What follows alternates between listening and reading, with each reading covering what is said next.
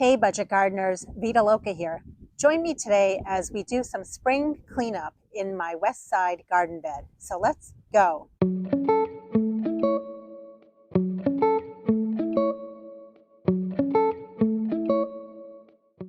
The yard that's in the front of my house is what I refer to as my west side gardens, simply because the front part of my house faces the west side. And this flower bed that we're looking at, we worked on in a previous video last year, and towards the back part of the bed is where my septic tank is. And this is a bed that has always been a little tricky for me because I don't want to plant too much where the septic tank is. Mr. Budget Gardener has told me though, worst case, we just have to pull out some plants every few years when we have to pump out the septic tank. So I am running with that because I want this to look like a really pretty space. And when it comes to the space, this space has evolved a lot over the last many years.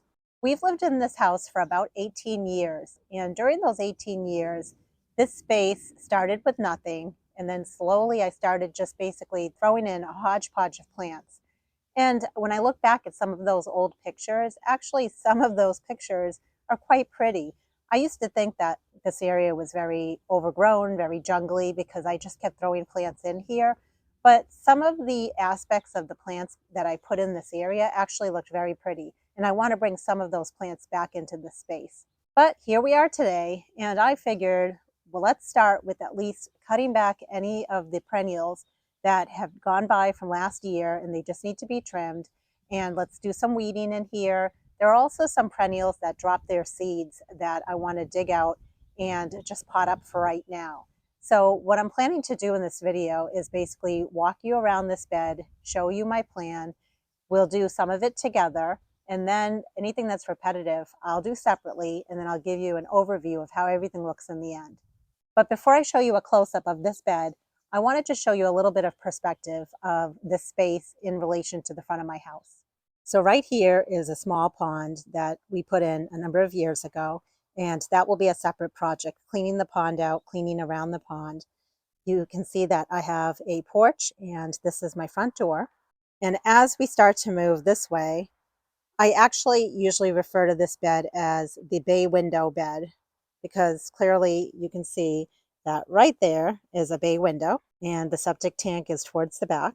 And as we just continue panning around, there are flower beds where the lawn ends and the woods begin. And they basically go to all around the perimeter of my yard.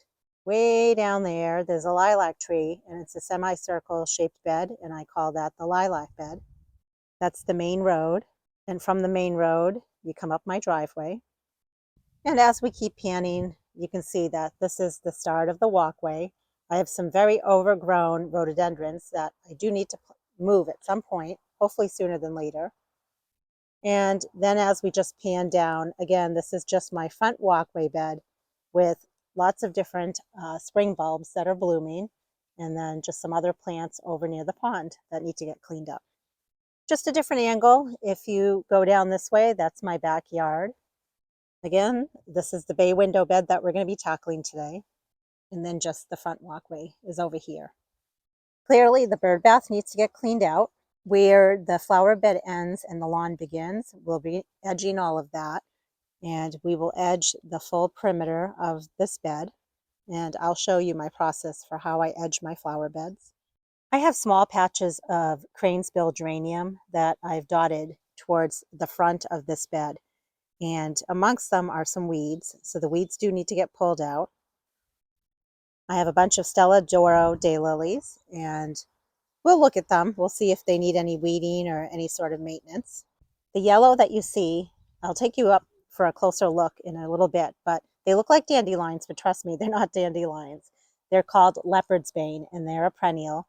And in fact, last year, I showed you my process for how to divide them. And we had divided a whole bunch, and we moved them all along towards the other side of the bed.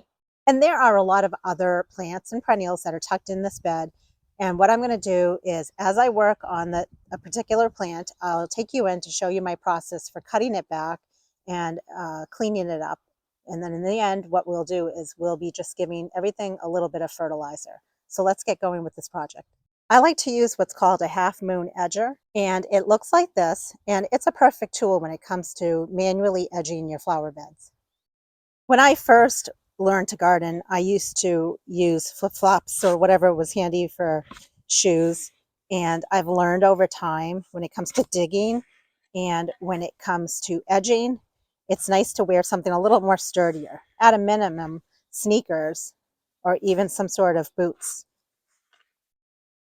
Now what you can see what I'm doing is I'm taking the edger and I'm just very barely edging my lawn. Now you could edge it more if you wanted to make your flower bed bigger, but I'm happy with the size of my flower bed.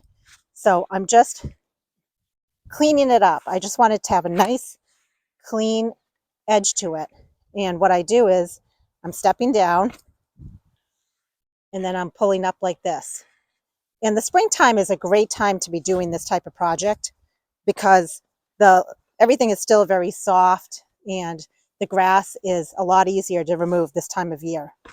And then what I like to do is just use some sort of a hand rake, and I want to pull up the area that we just cut with the edger. And I'm trying to get any grass and pull the grass out. I do like to keep my dirt though, because this is all really good dirt. So even though it's time consuming to pound out the dirt, it's worth it, especially if you have good soil. You don't want to waste that soil. A lot of times it's easier to edge, not only in the spring when the lawn is easy to cut, but also right after it's rained. It's a little bit easier to edge as well. Again, you can just see I'm pounding out the dirt and picking up the pieces.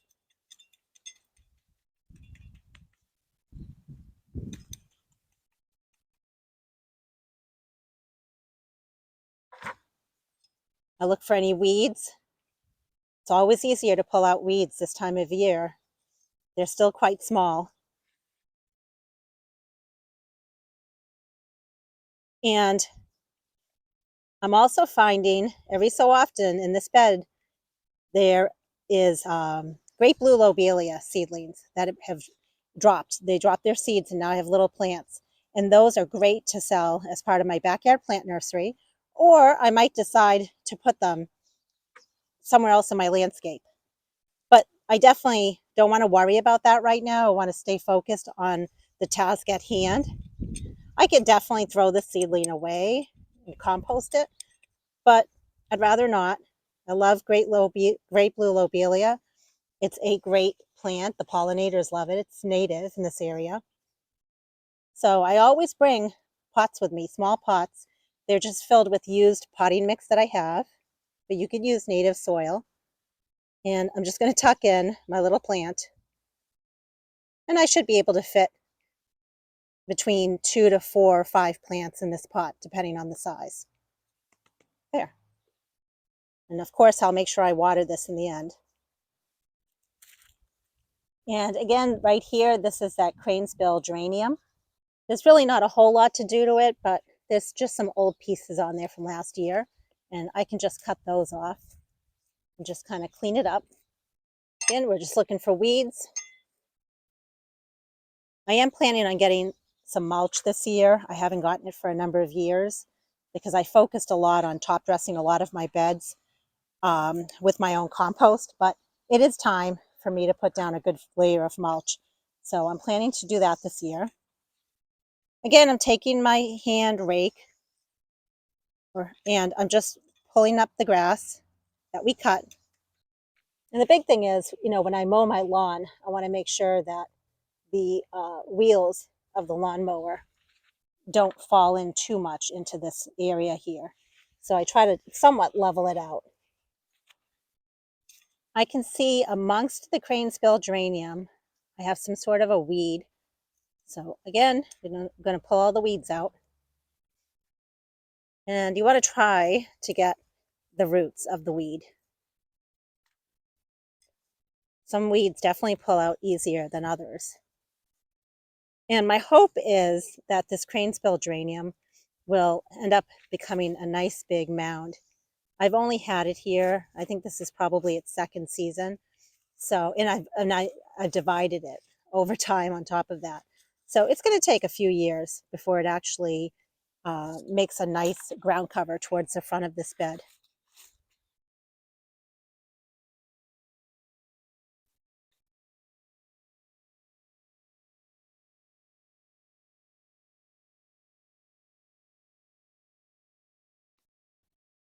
All right, so I'm going to keep edging this bed, going all the way around. And as I edge, I'm going to pull out any of the great blue lobelia that I find. I'm going to pull out any weeds. And once I'm done, I'll show you the next thing we're going to tackle in this bed. You can see so far, there's a nice edge here. I want to quickly take you in and just show you a few things as I'm working here. There are a lot of weeds. And again, I think it's good just to show you, what I'm doing. I'm just pulling all the weeds, and then I'm just keeping the Cranesbill Geranium. More weeds over here. The other thing I'm doing is I'm kind of just scratching up the dirt and whatever old mulch was here, just to kind of blend everything, make it look a little nicer before the new layer of mulch arrives. And again, a process like this takes a while for me because I'm going to be pulling out all of these little seedlings of the great blue lobelia, but it's worth it for me.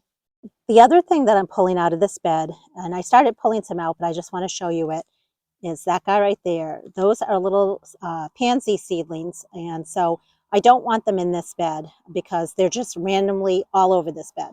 So all I'm doing is just getting under them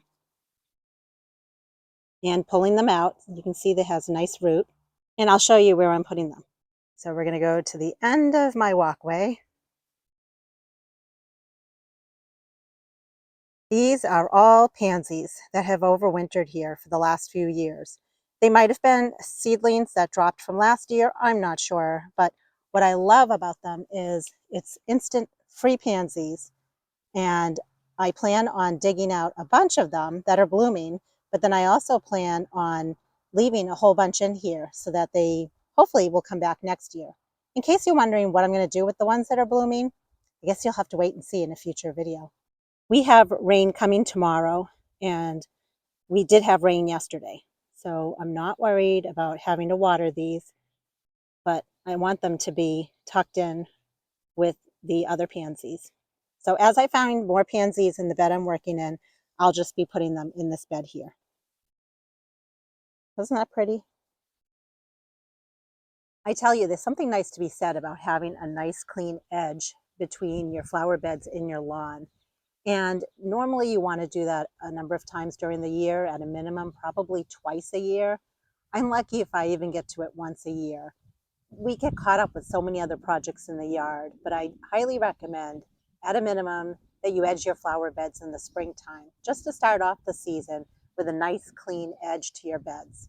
What I wanted to do next, now that I've gone ahead and edged all the way around and also pulled out any weeds, and I dug up any of the great blue lobelia seedlings that I wanted, the next thing I wanted to show you was how I fertilize my perennials. And I wanted to talk a little bit about that. I have been very good about adding compost that I make to a lot of my flower beds. So technically, if you're adding compost to your beds, you really shouldn't have to fertilize your perennials. Now, if you add the compost, it only lasts so long. It maybe lasts 1 or 2 years. I actually don't know the answer to that. But I can assure you that if you add compost once, it doesn't just last the lifetime of your perennials. You have to keep applying it. And really, that's probably the best fertilizer you can give to your plants. However, I do have 10-10-10. I had bought a big bag of it. It's very cheap. I don't remember the price, but I'll look it up at a big box store and I'll put the price up on the screen. And there are a lot of pros and cons to using something like 10-10-10. There are a lot of organic fertilizers that you can use other than compost.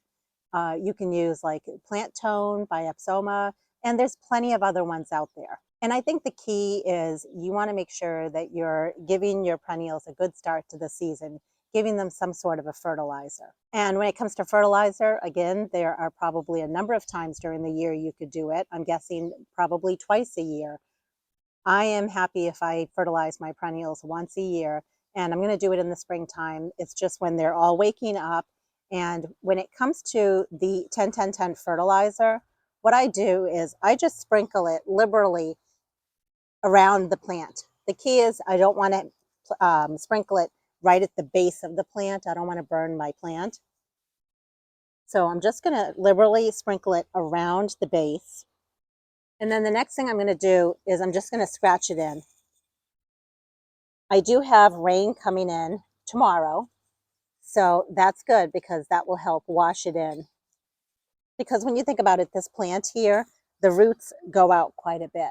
So sprinkling the fertilizer at the base, not right at the base, but around it, is good enough. And that's pretty much all I do when it comes to fertilizing my perennials. So what I'm going to do now is I'm going to go around and I'm going to fertilize all of these, which are Stella D'oro Daylilies, and they go all the way around the perimeter of this bed. And I'm also going to fertilize the Cranesbill Geranium. Same method, just very liberally, but not right at the base of the plant, but around it. And I'm going to scratch it in. And in case you're wondering, this is just a bucket that I had on hand. Usually when I buy the 10-10-10, it comes in a bag. And I just poured the bag of 10-10-10 into this bucket. And then I have a cover over there just to cover it. I love keeping bird baths for the birds. First of all, I think I love to listen to them. I love to look at them. And they really are beneficial when you have a garden. For example, I have some eastern bluebirds, and they're adorable. They stayed the whole winter. And in fact, they recently had little babies, and it's so fun to watch them feeding their young. And the other day, I saw the dad bluebird go down to the grass, and he got a moth. So they definitely help, being in your garden. So if you can attract birds, definitely try to do that.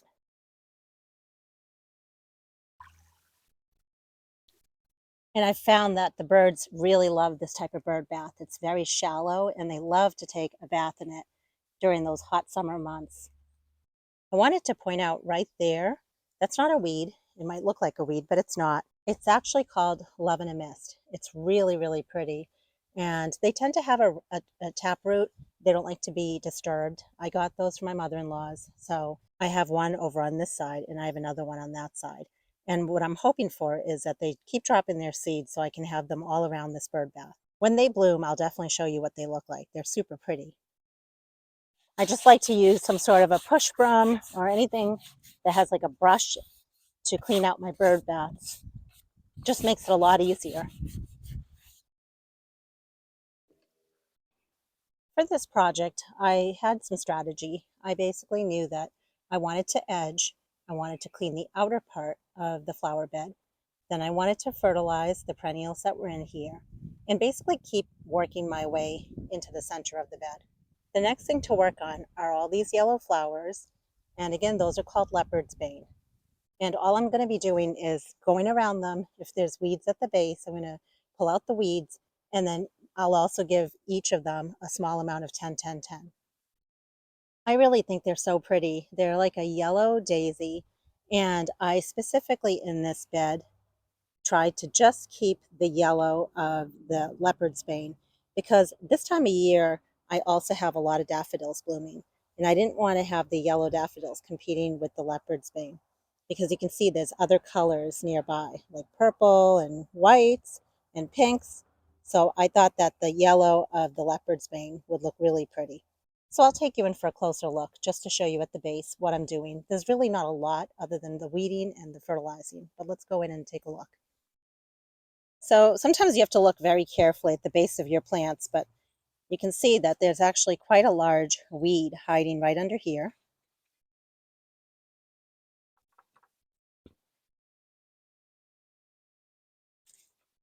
You definitely want to get those weeds while they're young and early, because you don't want them to set seed.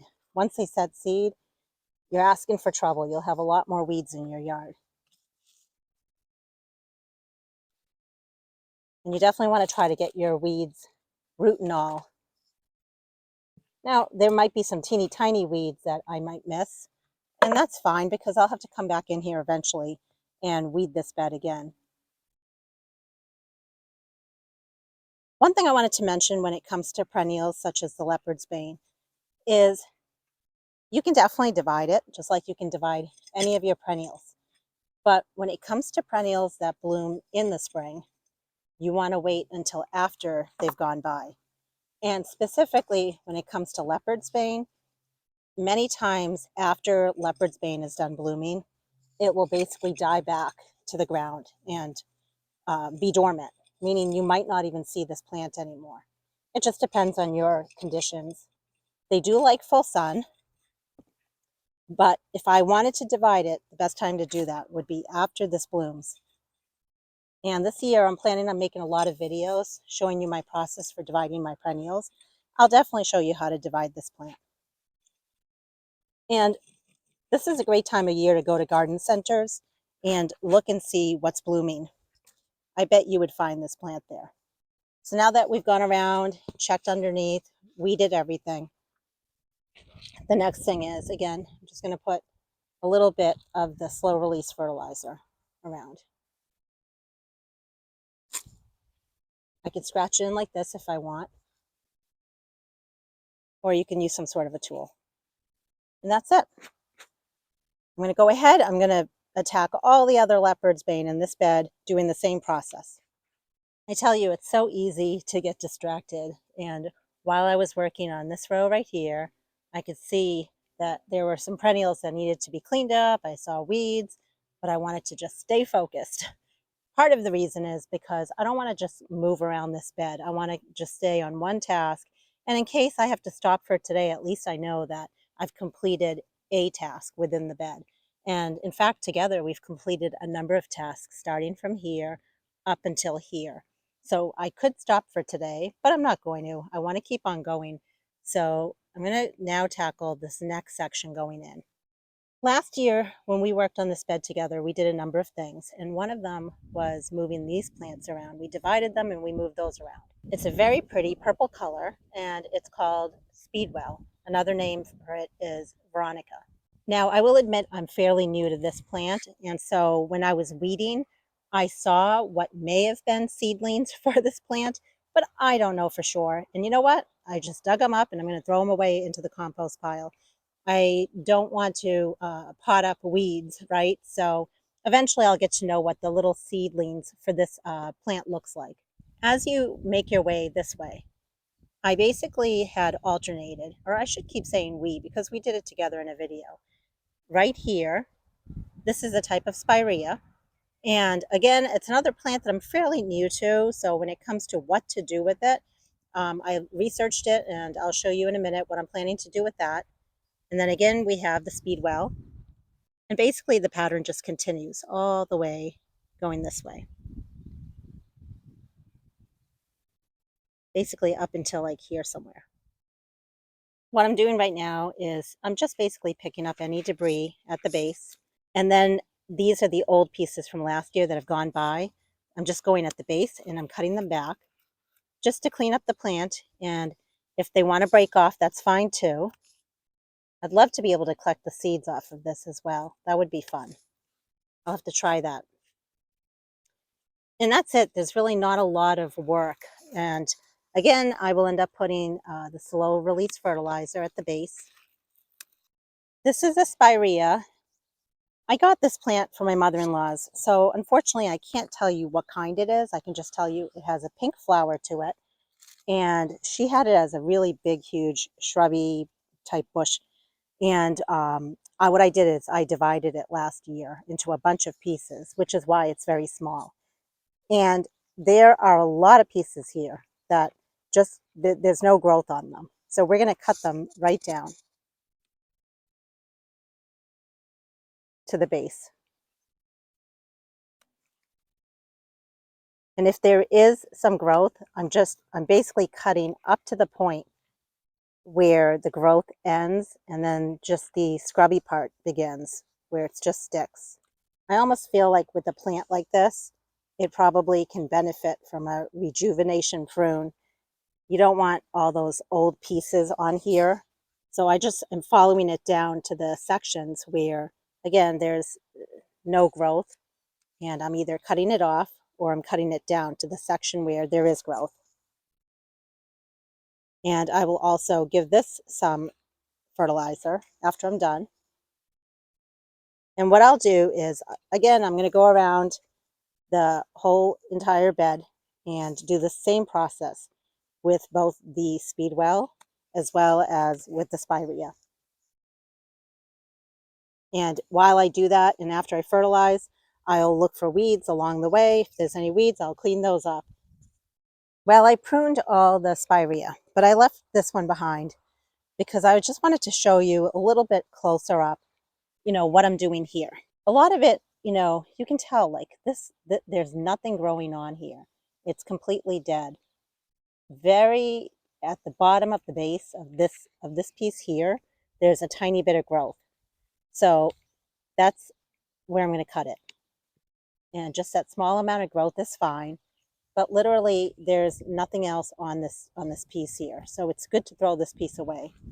And sometimes it's okay to, you might have a piece that has a little tiny sprig of growth on it, but otherwise it's kind of woody. It doesn't look very good.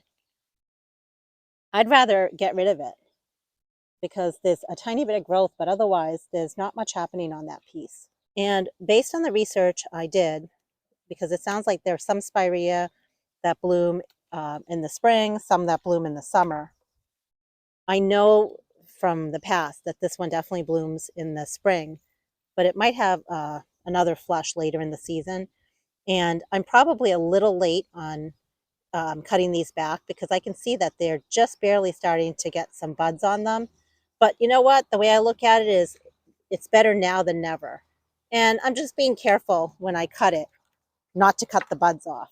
I'm cutting the scraggly pieces that don't look good, just to give it a good trim. And I had researched that after it does its first flush of blooms, if I wanted to, I could come back in and cut it again. But again, I have to be realistic with, I have a lot of plants in my yard and I have a lot of seedlings that need to go in the ground eventually after our last frost date. So if I don't come back and do anything else to this plant, I am okay with that. At least I know that I tackled it now in the spring, which is better than not tackling it at all. And if I get back to cleaning it up later, then so be it. But this will be much better than having done nothing at all. Now, a piece like this, there's a lot of growth, but many times it seems like with the Spirea at the tips, there's like nothing happening. So again, that's a good time to clean that up. And then there are definitely pieces that have no growth on them. And those ones are easy. Those ones I cut. And when there's, again, growth, but then it stops at a certain point, that's where I'm going to clip it. And I'll have to do a little more research. Maybe the fall is a good time to really, if you need to do a real hard rejuvenation prune, maybe the fall is a good time to do it. I kind of feel like, it's trial and error. And it's a matter of just cleaning this plant up. With the really, really tiny pieces, I just come in and I just clip them. And they can compost on the ground. I have found that when it comes to pruning these Spirea, it actually is taking quite a bit of time to get all these little pieces. So sometimes I just get lazy. But it's not lazy. It's just we're going to compost the pieces on the ground here, right? So here's a piece that there's a little bit of growth on it. I can even see buds, but it's just kind of off on its own. I'm going to cut it back. I'd rather just take it back, and I'd rather have a little bit more of a bushier, nice looking plant. And you could just keep on going when it comes to this type of plant. But I'd say that's a lot better than it was before. So far, we have worked our way all the way up to here. And this bed is looking so much better. Now, you'll notice in the center, it's quite bare. And remember, I have a septic tank that's in this area here. So I'm planning on doing maybe some pots. I did that last year, putting some pots with flowers in them. That way I can easily remove them if I had to. But really, the only things that are left to do in here are, well, there's Montauk daisies. And together we had already pruned those back. So I just need to go to the base of them, clean them up, Any weeds, pull the weeds. Any of the great blue lobelia, pull those and put them in a pot. And other than that, I'm not going to give any fertilizer to the Montauk daisies. They actually prefer not to be fertilized. And that's very important when it comes to fertilizing your plants. You want to do your research and see which plants actually don't do well when you give them extra fertilizer. I can tell you the Nippon or Montauk daisies, which one's here and one's there, do not like too much fertilizer. And basically, I'm just going to keep on cleaning in here. And if there's anything worthwhile for me to show you, I will show you. But I'm just going to keep on tackling the weeding part of it and clean up this bed now. We're almost done. I wanted to show you the great blue lobelia plants. There are so many plants here, but I was able to make 12 pots. And I can use this in a project somewhere else in my landscape. I might possibly use them in this bed, but they were sprinkled all over this bed and it was messy. And now at least everything is in a pot. I like to do that when it comes to my own garden. Even though I do have a backyard plant nursery and I could very well sell these, I can also pull from them for projects in my yard. And it just makes it a lot easier knowing that the plants are contained in pots. So that's always an idea that I want to share with you when it comes to working in your flower beds and when you're weeding them. If you don't really know where you want to put a plant, but you want to save it, it's always good to just pot them up like this, and then you'll have them ready to go when you're ready to use them again. Right here is a verbascum, and all I need to do just for this year is cut this stalk back. I just wanted to show you what I was doing before I did it. And I've had this verbascum, I think it's maybe its second year, and I had started it from seed. My goal is I would love to be able to have more of this plant, and I want to collect the seeds from it. Anyway, I'm glad that it survived the winter, so I do have one plant. Last year when we worked on this flower bed, we had added some iris, and what I wanted to show you was when it comes to cleaning up the iris, I'm literally just pulling at the base. I'm pulling all of the growth from last year. And then there are some leaves that don't look as good. I can go ahead and just cut those back at this point too. It's a pretty simple process when iris are involved. And to be honest with you, I don't know what color these iris are. So it will be a nice little surprise for us when they bloom. And hopefully they bloom this year. You never know. And if they don't, there's always next year. But for now, we're just going to clean up at the base. I would love for this bed to be kind of like a cottage garden type of bed. So last year we planted some lupine and they look really good. I had planted 4 in here. So this could probably get divided, but I'm not going to touch it for this year. And that plant over there could probably get divided into 2. But I do have lupine elsewhere in my yard, and I'm going to be adding them to this bed on a different day. At the base of the bay window, we had added an Anabella Hydrangea. It came from my mother-in-law's house, and it looked really pretty last year. So all we're going to do today is we're just going to add a little bit of fertilizer. I have a bunch of hollytone, and you can see that it's perfect for hydrangeas as well as many other plants. So we're just going to sprinkle some at the base and then scratch it in. There's some other bulbs here that are spring bulbs. I believe they're bluebells. And then there's also some daffodils that were in this bed. I didn't think I had any, but I do. And that's okay.